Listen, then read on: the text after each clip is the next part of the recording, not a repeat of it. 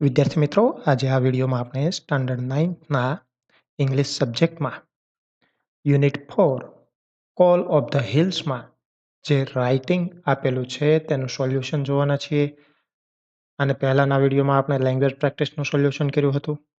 તો ચાલો હવે રાઇટિંગનું સોલ્યુશન કરીએ. રાઇટિંગમાં ફર્સ્ટ આપેલું છે કે read this dialogue, work in pair. Dialogue read કરવાનો છે. Pet dog says, hi, how are you? Stray dog says, "Hello, I am fine, and you?" પાલતુ કૂતરો છે એ પૂછે છે કે કેમ છે? તો જે શેરીનો કૂતરો છે એ કહે છે કે હું મજામાં છું, અને તું? તો પેટ dog says, "I am fine too, thank you." એટલે પાલતુ કૂતરો છે એ કહે છે કે હું મજામાં છું. Stray dog says, "Why aren't you seen?" તું કેમ દેખાતો નથી? પેટ dog says, "My master doesn't allow me to go out alone."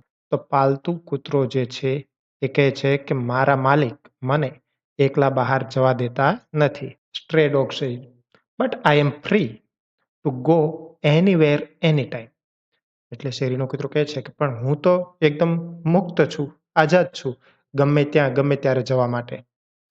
By the way, how does your master treat you? તું મને એ કહે કે તારા માલિક તારી સાથે કેવો વ્યવહાર કરે છે? Pet dog says, "Oh, nicely. I am fed well." કે બહુ સારી રીતે, મને સારી રીતે ખવડાવે છે. આઈ એમ બાથ ટ્વાઇસ અ ડે, દિવસમાં 2 વખત નાઉં છું. I have my own kennel house with a cosy soft bed. મારે પોતાનું ઘર છે અને એમાં એકદમ સોફ્ટ બેડ પણ છે. I miss no comfort. મને અગવડ જેવું કશું લાગતું નથી. Stray dog says, pointing to his neck. હવે શેરીનો કૂતરો છે એ ગળા સામે પોઈન્ટ કરીને કહે છે, "what is that round your neck? And what are those marks of?" Pet dog says, "it's a belt and the marks round the neck are of a chain." એટલે પાલતુ કૂતરો છે એ કહે છે કે મારા ગળામાં પટ્ટો છે અને જે નિશાન છે એ સાંકળના છે. My master ties me with the chain during day time or whenever we go out. મારા માલિક મને દિવસે અને અમે બહાર જઈએ ત્યારે સાંકળથી અને પટ્ટાથી બાંધી દે છે. Stray dog says, "oh really?" શેરીનું કૂતરું કહે છે, "અરે ખરેખર?" Pet dog says, "yes, but come to my master's house." એટલે પાલતુ કૂતરું કહે છે, "હા, પણ મારા માલિકના ઘરે આવ. We shall enjoy a ride in his car this evening." આપણે આજે સાંજે એની કારમાં રાઇડ એન્જોય કરીશું.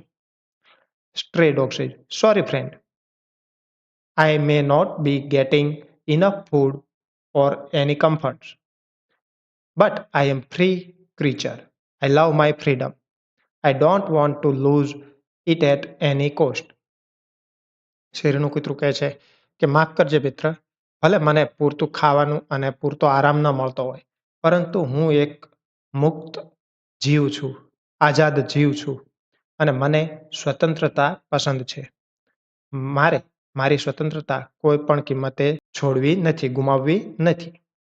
હવે આ જે ડાયલોગ છે તેના પરથી આપેલું છે કે use the information in this dialogue and write 2 paragraphs on a pet dog and a stray dog. તો આપણે પેટ ડોગ વિશે જોઈએ. A pet dog is a dog that is owned by its master. It lives in a kennel. It gets good food to eat and a cozy and soft bed to sleep on. But it is chained by its master. It is not free to roam around. It can go out only when its master takes him. It is given good food and bath twice a day. It has all the comforts but no freedom. હવે પેરેગ્રાફના આધારે આપણે stray dog વિશે લખીએ. A stray dog is a dog that lives on the street.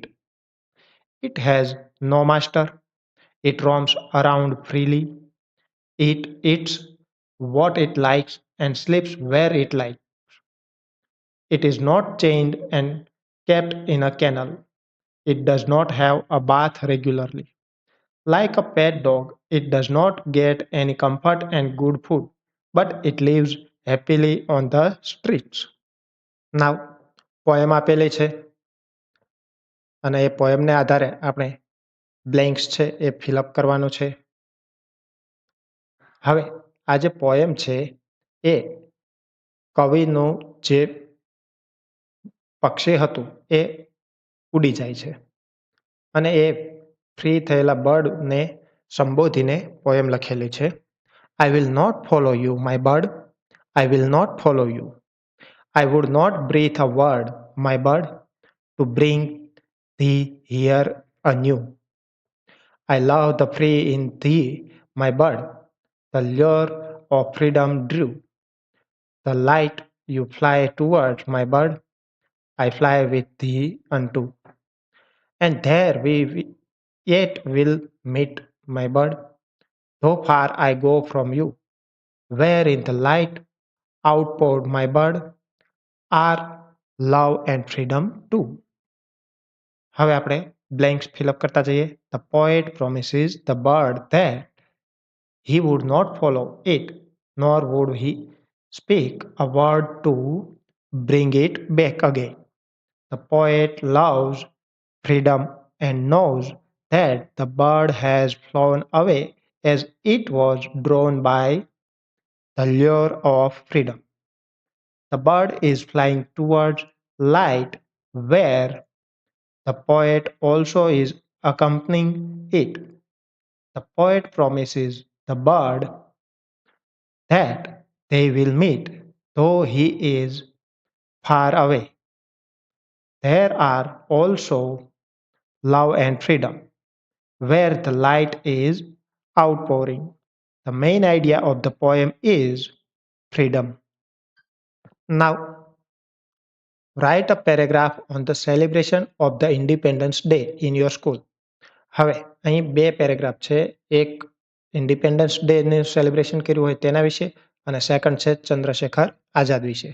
તો સૌથી પહેલાં આપણે independence day વિશે જોઈ લઈએ.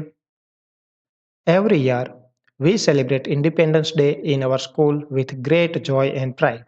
દર વર્ષે આપણી શાળામાં આપણે આનંદ ઉલ્લાસ સાથે સ્વતંત્રતા દિવસની ઉજવણી કરીએ છીએ. The programme begins with the hoisting of the national flag by the Sarpanch, followed by the singing of the national anthem. Students present patriotic songs, dances, and speeches to honor the sacrifice of our freedom fighters. આપણા સ્વાતંત્ર્ય સેનાનીઓના બલિદાનને માન આપવા માટે આપણે ધ્વજવંદન કરીએ છીએ. ત્યારબાદ નેશનલ એન્થમ એટલે કે રાષ્ટ્રગીતનું ગાન કરીએ છીએ અને વિદ્યાર્થીઓ છે એ દેશભક્તિના ગીત પર નૃત્ય કરે છે, સ્પીચ આપે છે.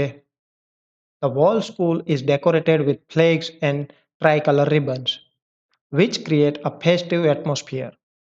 આખી શાળા તિરંગા અને ત્રણ રંગની રિબિન દ્વારા સજાવવામાં આવે છે, જે ઉજવણીનું વાતાવરણ ઊભું કરે છે.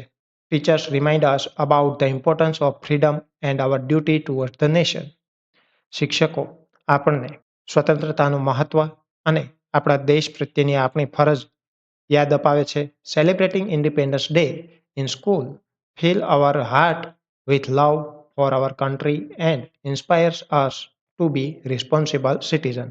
સ્વતંત્રતા દિવસની ઉજવણી આપણા હૃદયમાં આપણા દેશ પ્રત્યે પ્રેમ અને એક જાગૃત નાગરિક બનવાની પ્રેરણા પૂરી પાડે છે.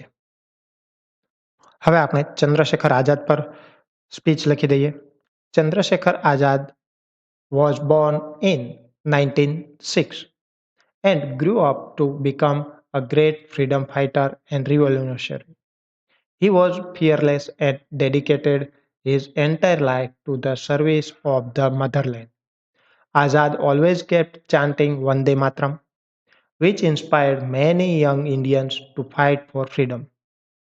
He bravely fought against the British police and swore that he would never be caught alive. True to his word, when surrounded in 1931 at Allahabad, he fought till his last bullet and finally sacrificed his life. His death of a brave hero made him a legend, and he became a martyr for India's independence. અન્ય વિડીયોની update મળતી રહે એટલા માટે ચેનલને subscribe કરશો. Thank you.